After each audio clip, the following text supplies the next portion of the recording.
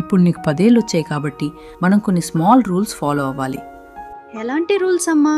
మొదటిది, నువ్వు ఏడవటం వల్ల అన్నీ సాల్వ్ కావు. ఏదైనా ప్రాబ్లం ఉంటే క్లియర్ది చెప్పాలి, ఏడ్చి సాధించకూడదు. That is called communication. రెండవది, నీ హోంవర్క్ నువ్వే చేసుకోవాలి, వేరే వాళ్ళ మీద డిపెండ్ అవ్వకూడదు. నీకేమైనా డౌట్స్ వస్తే హెల్ప్ అడగాలి. That is independence. మూడవది, బొమ్మలతో ఆడుకున్న తర్వాత వాటిని ఎక్కడ తీసావో అక్కడే పెట్టాలి. That is being organised. నాలుగవది, బ్యాడ్ వర్డ్స్ అస్సలు వాడకూడదు. That shows respect.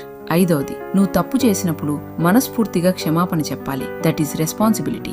ఆరవది, తెలిసిన వాళ్ళని చూసినప్పుడు మంచిగా పలకరించాలి. That is good manners.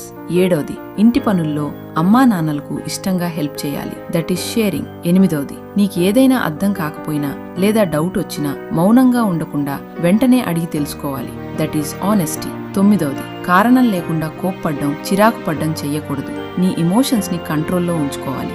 పదవది, ప్రతిరోజు కొత్తగా ఏదైనా నేర్చుకోవడానికి ప్రయత్నించాలి. That is growth. సరే అమ్మా, నాకు అర్థమైంది. Very good. ఇవాళ ఈ రూల్స్ స్ట్రిక్ట్ గా అనిపించొచ్చు, కానీ రేపు మీ పిల్లల భవిష్యత్తుకు ఇవి చాలా అవసరం. బాల్యంలో నేర్పే క్రమశిక్షణే జీవితంలో బలంగా మారుతుంది. ఈ చిన్న పాఠాలు గొప్ప జీవితాలను తీర్చిదిద్దగలవు. ఈ మెసేజ్ ని పిల్లలను పెంచుతున్న తల్లిదండ్రులకు షేర్ చేయండి. నెక్స్ట్ ఏ టాపిక్ మీద వీడియో కావాలో కామెంట్ చేయండి.